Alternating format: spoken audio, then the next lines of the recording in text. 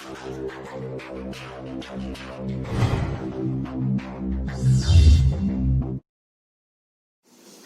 Everyone, welcome to my channel. आज इस video में हम देखने वाले हैं कि क्रिस्टल फील्ड स्टेबलाइजेशन एनर्जी जो है आप किस तरीके से कैलकुलेट कर सकते हैं एक इजी तरीके से।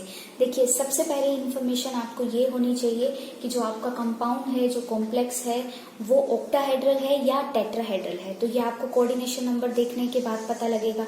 अगर कोऑर्डिनेशन नंबर आपका 6 है तो आपका कॉम्प्लेक्स ऑक्टाहेड्रल है, वहां पे कुछ इस तरीके की आपको स्प्लिटिंग फॉलो करनी है। अगर आपका कोऑर्डिनेशन नंबर 4 है तो इसके ऑपोजिट आपको स्प्लिटिंग देखने को मिलेगी। देखिए, CFSE जो है ऑक्टाहेड्रल के केस में सबसे पहले हम डिस्कस करने वाले हैं। तो यहाँ पे जो क्रिस्टल फील्ड स्टेबलाइजेशन एनर्जी जो है उसके लिए, उसको कैलकुलेट करने के लिए ये फॉर्मूला है -0.4 into number of electron in T2G orbital plus 0.6 into number of electron in EG orbital. और आप इस तरीके से डेल्टा नोट जो है आप उसको कैलकुलेट कर सकते हैं। डेल्टा वो एनर्जी है जो क्रिस्टल फील्ड स्टेबलाइजेशन एनर्जी है, ओ जो है वो ऑक्टाहेड्रल के लिए हम यूज करते हैं। देखिए, यहाँ पे एक और आपको चीज देखने वाली है कि यहाँ पे जब आपके d ऑर्बिटल हैं, जब वो स्प्लिट करते हैं तो 2 सेट आपको मिल जाते हैं एनर्जी वाइज। जो आपका लोअर एनर्जी लेवल है उसको हम T2G बोलते हैं, जहाँ पे आपके 3 ऑर्बिटल आते हैं dxy, dyz, dxz। उसके बाद आपको एक अपर एनर्जी का सेट मिलता है EG, जहाँ पे 2 ऑर्बिटल हैं आपके dx² - y² एंड dz²। तो इस तरीके से आपको 2 सेट यहाँ पे मिल जाते हैं। ये स्प्लिटिंग किस तरीके से होती है ऑक्टाहेड्रल और टेट्राहेड्रल में, क्यों आपका T2G ऑर्बिटल नीचे आता है, EG आपका ऊपर आता है, तो इस पे मैंने वीडियो बनाई हुई है CFT in octahedral complexes and CFT in tetrahedral complexes. तो आप चैनल पे जाके उन वीडियोस को इजीली देख सकते हैं और अपने डाउट्स को क्लियर कर सकते हैं। इसके बाद आपकी बारी आती है कि आपका जो वो कॉम्प्लेक्स है वो आपका लो स्पिन है या हाई स्पिन, वो इनर ऑर्बिटल है या आउटर ऑर्बिटल। तो कैसे प्रिडिक्ट करें, किस तरीके से प्रिडिक्ट करें कि जो लिगेंड है वो स्ट्रॉन्ग फील्ड है या वीक फील्ड लिगेंड है। तो इसको प्रिडिक्ट करने के लिए भी मैंने एक वीडियो बनाई हुई है, applications of valence bond theory. तो आप इस वीडियो को जाके देखिए चैनल पे, आपको लिगेंड का भी पता लगेगा कि कौन सा जो लिगेंड है वो स्ट्रॉन्ग है, कौन सा लिगेंड आपका वीक फील्ड लिगेंड में आता है, कौन सा आपका जो कॉम्प्लेक्स है वो आप बोलेंगे कि वो इनर ऑर्बिटल है या वो आउटर ऑर्बिटल कॉम्प्लेक्स है। तो ये सभी जानकारी आप उस वीडियो में जाके ले सकते हैं। तो अभी देखिए, हम यहाँ पे CFSE को मैं आपको बताने वाली हूँ। CFSE जो है आपकी इलेक्ट्रॉनिक कन्फिग्रेशन पे डिपेंड करती है, क्योंकि इलेक्ट्रॉनिक कन्फिग्रेशन ही आपको यहाँ पे नंबर ऑफ इलेक्ट्रॉन्स की वैल्यू देने वाली है, जिसको पुट करके आप अल्टीमेटली अपने CFSE पे जाने वाले हैं। तो इलेक्ट्रॉनिक कन्फिग्रेशन किस तरीके से लिखनी है वो किस चीज पर डिपेंड करती है। देखिए, इलेक्ट्रॉनिक कन्फिग्रेशन के लिए आपको सबसे पहले ये देखना होगा कि जो लिगेंड है वो वीक फील्ड है या स्ट्रॉन्ग फील्ड है। अगर वो वीक फील्ड है तो आपका जो कॉम्प्लेक्स है वो हाई स्पिन होगा। अगर वो स्ट्रॉन्ग फील्ड है तो आपका जो कॉम्प्लेक्स होगा वो लो स्पिन होने वाला है। अब अगर आप आइडेंटिफाई कर पाते हैं कि आपका जो कॉम्प्लेक्स है वो हाई स्पिन है या फिर वो लो स्पिन है, तो आपको यहाँ से ये ट्रिक मैं देने वाली हूँ। देखिए, अगर हाई स्पिन कॉम्प्लेक्स है तो वहां पे पेयरिंग एनर्जी आपकी जो ये डिफरेंस है T2G और EG का, इससे ज्यादा होने वाली है। Pairing energy is greater than difference of energy. तो वहां पे क्या होने वाला है, इजीली आपका जो इलेक्ट्रॉन है वो T2G से EG में जंप करना प्रिफर करेगा, तो वहां पे जंपिंग होने वाली है। दूसरा केस, अगर आपका जो कॉम्प्लेक्स है वो लो स्पिन है, इसका मतलब जो डिफरेंस है वहां पे ज्यादा है, क्योंकि वहां स्प्लिटिंग की जो वैल्यू है वो ज्यादा होने वाली है। तो वहां पे क्या होगा, पेयरिंग आपको प्रेफर करनी है। तो इन 2 चीजों को आप ध्यान रखिए। आई थिंक आपको इसके बाद इलेक्ट्रॉनिक कन्फिग्रेशन लिखने में कोई परेशानी नहीं आने वाली। देखिए, यहाँ पे हम प्रैक्टिस करते हैं। सबसे पहले हम लेते हैं D1 कन्फिग्रेशन। तो आपका एक इलेक्ट्रॉन यहाँ आने वाला है। तो आप यहाँ पे देखिए, सपोज कीजिए आपने पहले लिया हाई स्पिन। तो हाई स्पिन के केस में आपको पता है कि आप जंप कर सकते हैं अगर आपके पास जंपिंग के लिए आपके पास कोई कंडीशन हो। तो देखिए, ऑफ बाउ रूल के अकॉर्डिंग सबसे पहले आप लोअर एनर्जी जो लेवल है उनको आप फिल करेंगे। तो T2G के जो आपका पहला ऑर्बिटल है, आपने यहाँ पे एक इलेक्ट्रॉन को सिंगली ऑक्यूपाई कर दिया। तो भले ही यहाँ पे आपका लो स्पिन भी होगा तो भी आप पेयरिंग नहीं करा सकते क्योंकि आपके पास एक ही इलेक्ट्रॉन है। तो D1 के लिए जो कॉन्फ़िगरेशन है वो सेम रहने वाली है, भले ही आपका जो कॉम्प्लेक्स है वो हाई स्पिन हो या लो स्पिन हो, क्योंकि एक ही इलेक्ट्रॉन है जो आपका T2G में जाने वाला है। वो बाउक प्रिंसिपल के अकॉर्डिंग पेयरिंग का यहाँ पे कोई आपको केस देखने को नहीं मिलने वाला है, भले ही आपका कॉम्प्लेक्स हाई स्पिन हो या आपके पास लो स्पिन हो। D2 के केस में देखिए आपने 2 इलेक्ट्रॉन यहाँ फिल कर दिए और सेकेंड इलेक्ट्रॉन आपने हुंड रूल के अकॉर्डिंग आपने यहाँ फिल कर दिया। हुंड रूल बोलता है कि पहले आपको ऑर्बिटल्स को सिंगली ऑक्यूपाइड करना है जो आपके डीजेनरेट हैं, राइट। देन आप उसके बाद पेयरिंग को आप देखेंगे। तो आपके पास 2 इलेक्ट्रॉन थे, आपने यहाँ पे सिंगल सिंगल ऑक्यूपाई कर दिए। तो यहाँ पे भी हाई स्पिन हो या लो स्पिन आपके पास इलेक्ट्रॉनिक कन्फिग्रेशन सेम रहने वाली है, राइट, क्योंकि यहाँ पे भी अभी पेयरिंग का कोई आपको केस दिखाई नहीं देगा। तो D3 में भी आपको यहाँ पे 3 इलेक्ट्रॉन आ जाएंगे और आपने सिंगल इलेक्ट्रॉन को फिल कर दिया। जो यहाँ पे हम देखने वाले हैं कि एक्चुअल में जो हमारे कॉम्प्लेक्स 2 टाइप के हमें मिलने वाले हैं, तो वो इन कॉन्फ़िगरेशंस में आपको मिलेंगे D4, D5, D6 and D7। तो यहाँ पे मैं आपके लिए पहले D4 का केस लेके चलती हूँ, जो आपका मैं लेके चल रही हूँ यहाँ पे हाई स्पिन का केस। तो आपने 4 इलेक्ट्रॉन पहले यहाँ पे फिल किए। अब देखिए 3 इलेक्ट्रॉन आपने यहाँ फिल किए। 4th इलेक्ट्रॉन जो है वो यहाँ पे बड़ा इंटरेस्टिंग आपने केस देखना है कि अगर हाई स्पिन है तो हाई स्पिन में मैंने बोला कि जंपिंग होगी, तो 4th इलेक्ट्रॉन आपका Eg में चला जाएगा, क्योंकि जो ये एनर्जी है इसकी वैल्यू कम है तो इजीली आपका इलेक्ट्रॉन ट्रांसफर हो जाएगा। तो जो कन्फिग्रेशन आपकी बनेगी वो होगी T2G में आपके 3 इलेक्ट्रॉन है, Eg में आपका 1 इलेक्ट्रॉन है। अगर आप नंबर ऑफ अनपेयर्ड इलेक्ट्रॉन की भी बात करेंगे तो इजीली यहाँ पे आप काउंट कर सकते हैं 1 2 3 4। तो 4 आपके पास अनपेयर्ड इलेक्ट्रॉन है। तो इस तरीके से आप मैग्नेटिक प्रॉपर्टीज भी इजीली बता सकते हैं, राइट। अगर आप लो स्पिन कंसीडर करेंगे तो लो स्पिन में यहाँ पे मैंने लिखा है कि पेयरिंग आपकी प्रेफर होगी। तो आपने 3 इलेक्ट्रॉन यहाँ फिल कर दिए, इसके बाद आप पेयरिंग स्टार्ट कर सकते हैं, क्योंकि एक बार अगर आपने सिंगली ऑक्यूपाई कर दिए उसके बाद आप पेयरिंग यहाँ पे इजीली स्टार्ट कर सकते हैं T2G में। तो यहाँ पे कन्फिग्रेशन होगी T2G4 होगी, राइट। और आपके पास नंबर ऑफ इलेक्ट्रॉन कितने बनने वाले हैं? 2। आप देख सकते हैं वहां पे लो स्पिन में T2G4, Eg0। और अगर आपसे कोई पूछे नंबर ऑफ अनपेयर्ड इलेक्ट्रॉन तो आप इजीली बता सकते हैं यहाँ पे होंगे आपके पास 2। अब देखिए D5 का यहाँ पे देख लेते हैं। D5 का हाई स्पिन, तो आपके पास यहाँ पे 5 इलेक्ट्रॉन आ गए, हाई स्पिन है। तो हाई स्पिन में आप क्या करेंगे, पहले होम रूल के अकॉर्डिंग सिंगली ऑक्यूपाई करेंगे। अब आपके पास 2 इलेक्ट्रॉन हैं, उन 2 इलेक्ट्रॉन को आप जंपिंग से क्या करा सकते हैं, ऊपर वाले जो आपका अपर सेट है वहां पे आप ले जाके उन्हें प्लेस करा सकते हैं। तो आपका कन्फिग्रेशन होगा T2G3, Eg2।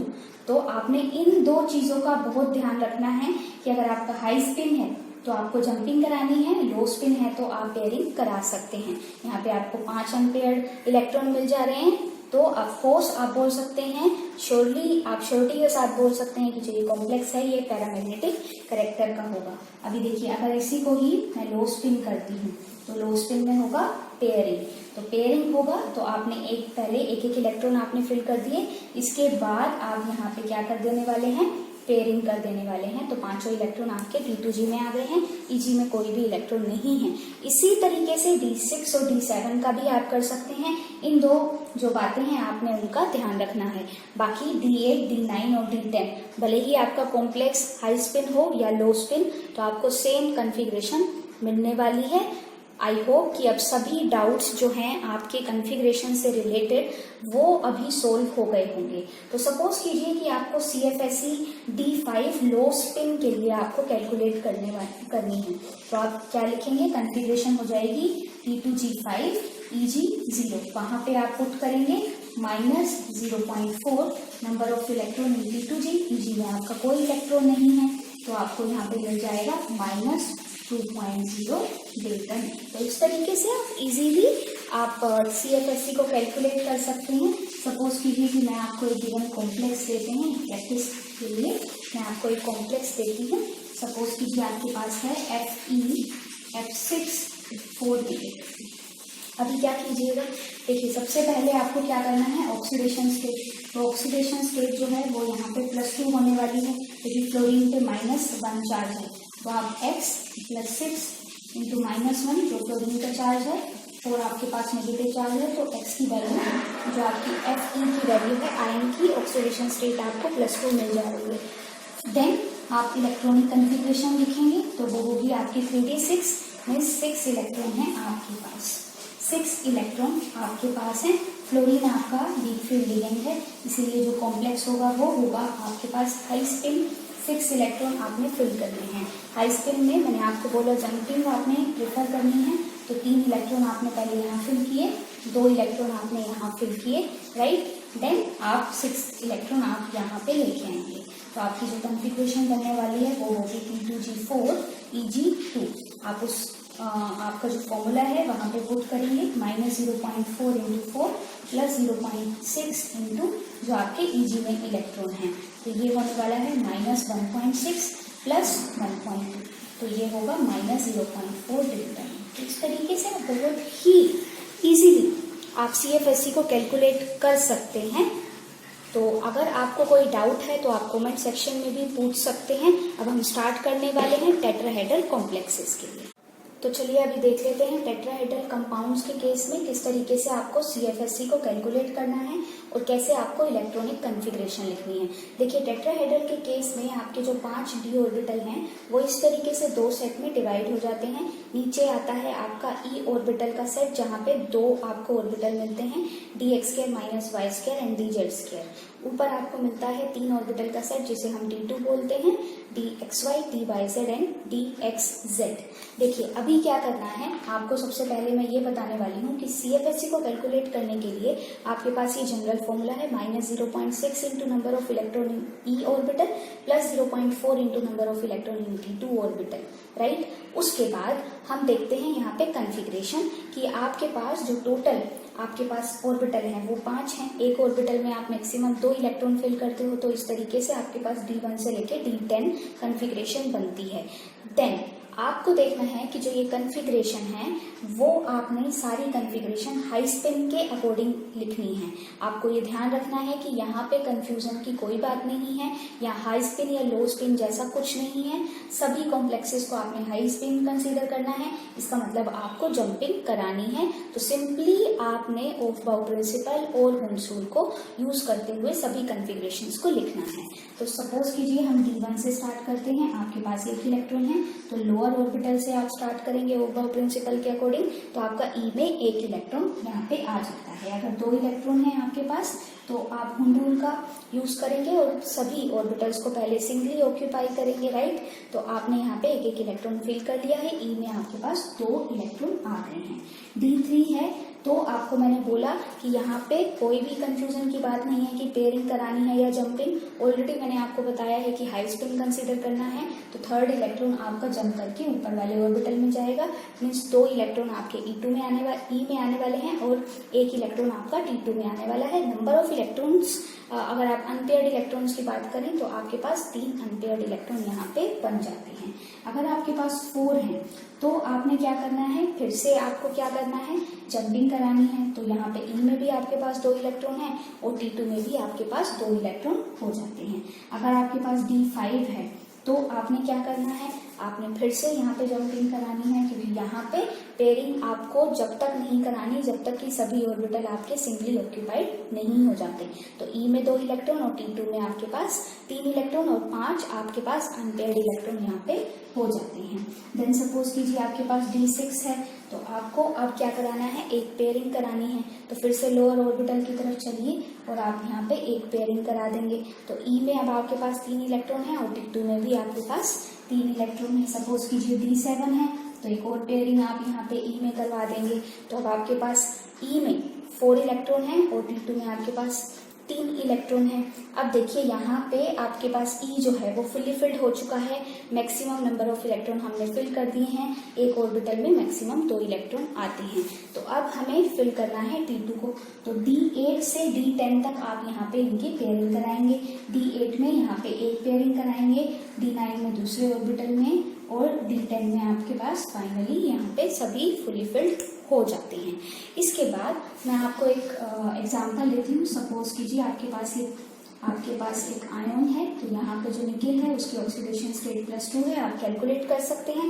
क्लोरीन पे -1 चार्ज है, तो आप इजीली कैलकुलेट कर सकते हैं। जब इसकी कॉन्फ़िगरेशन लिखेंगे तो वो होगी 3D8। तो D8 की जब आप कॉन्फ़िगरेशन लिखेंगे तो आपके पास कुछ इस तरीके से होगा कि आपके पास यहाँ पे 8 इलेक्ट्रॉन है। अब उन 8 इलेक्ट्रॉन को फिल किस तरीके से आप करेंगे देखिए, तो आपके पास कॉन्फ़िगरेशन बनने वाली है E4T2 राइट। तो अब इस कॉन्फ़िगरेशन के हिसाब से आप फॉर्मूले में पुट करेंगे -0.6 into number of electron in E, तो वो 4 है, plus 0.4 into number of electron in T2 में भी आपके पास 4 इलेक्ट्रॉन है, तो ये होने वाला है -2.4 प्लस 1.6। तो अल्टीमेटली आपको ये वैल्यू मिलने वाली है आपके CFSA की, जो आपके टेट्राहेड्रल कंपाउंड्स में है। सो आई होप कि अभी सभी डाउट्स क्लियर हैं। So if you like this video, please like, share and subscribe our channel. If you want to discuss over chemistry problems, then you can join our Facebook group. If you want to get good study material for chemistry, then you can join our Telegram channel. Links are given in the description box. और आप हमारे channel पे जाके बाकी videos भी देख सकते हैं और अपने डाउट्स को क्लियर कर सकते हैं। Thanks for watching.